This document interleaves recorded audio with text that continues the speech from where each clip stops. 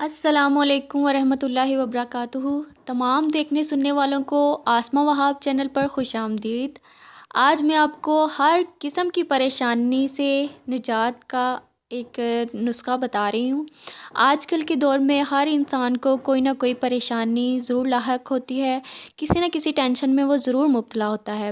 تو ایک ایسا مختصر سا عمل ہے، ایک وظیفہ اس کو کہہ لیں، ورد کہہ لیں، دعا کہہ لیں، اگر وہ انسان پڑھے تو یقیناً وہ اپنے پریشانی سے چھٹکارا پا لے گا، اپنی ٹینشن سے نجات حاصل کر لے گا۔ یہ میں نہیں کہتی بلکہ اللہ کا کلام کہتا ہے، اللہ کا قرآن کہتا ہے۔ اللہ تعالیٰ نے قرآن پاک میں ارشاد فرمایا ہے، جس کا ترجمہ ہے کہ تم اللہ سے استغفار کرو، اللہ تعالیٰ بہت بڑا معاف کرنے والا ہے۔ وہ آسمان سے تمہارے لیے موسلا دھار بارش برسائے گا، مال اور اولاد سے تمہاری مدد فرمائے گا، تمہیں باغات عطا فرمائے گا اور تمہارے لیے نہریں جاری کر دے گا۔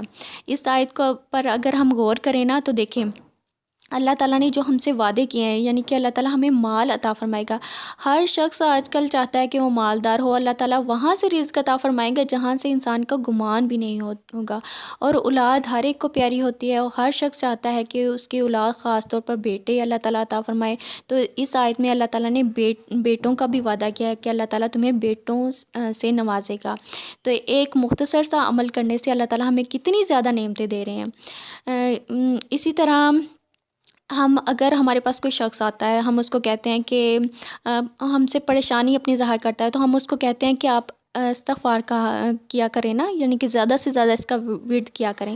تو وہ اس کا ریئیکشن آگے سے یہ ہوتا ہے کہ پتہ نہیں اس شخص نے مجھے کتنا بڑا گناہ گار سمجھ لیا کہ جو مجھے استغفار کرنے کو کہہ رہا ہے۔ حالانکہ ایسا بالکل نہیں ہے۔ یہ ہر شخص کو، چاہے وہ گناہ گار ہے یا نہیں ہے، اس کو کرتے رہنا چاہیے۔ یہ ایک قسم کی اینٹی بائیوٹک کا کام دیتا ہے، یعنی جتنا ہم اس کو پڑھیں گے، اس کا ورد کریں گے، اتنا ہی ہم گناہوں سے، پریشانیوں سے دور رہیں گے۔ ٹھیک ہے، یہ ایک مختصر سی دعا ہے، استغفر اللہ الذی لا الہ الا هو الحی القیوم واتوب الیہ۔ یہ آپ کو قرآن پاک میں بھی ہر جگہ جو قرآنی دعائیں ہیں وہاں سے لکھی ہوئی مل جائے گی، تو اس کو آپ زیادہ سے زیادہ پڑھا کریں۔ ایک بہت مشہور واقعہ ہے جو میں آپ سے شیئر کرنا چاہتی ہوں، یہ امام احمد بن حنبل کا ہے۔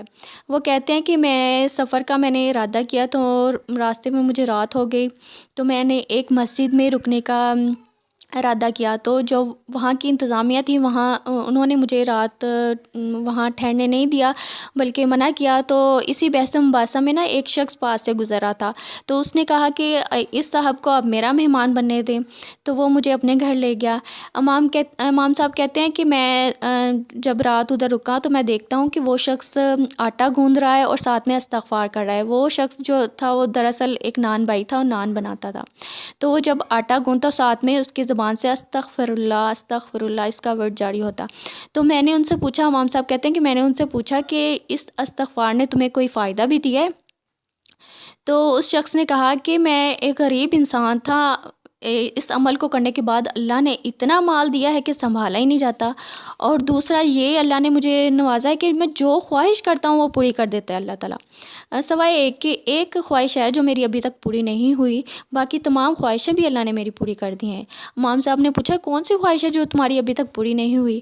تو اس شخص نے کہا کہ میری ایک خواہش یہ ہے کہ اس دور کے نا ایک بہت بڑے عالم ہیں، امام احمد بن حنبل کے نام سے مشہور ہیں، میری بھی خواہش ہے کہ اللہ میری ملاقات بھی ان سے کروا دے۔ تو امام صاحب ہنسنے لگے اور کہتے ہیں کہ میں وہی ہوں، شاید اللہ نے مجھے گھر سے اسی لیے تمہارے مہمان بنانے کے لیے بھیجا کہ اللہ تعالیٰ چاہتے تھے کہ تم سے میری ملاقات ہو جائے۔ تو اللہ تعالیٰ اس سے آپ کی خواہشات، جو جائز خواہشات ہیں، وہ بھی پوری کرتے ہیں۔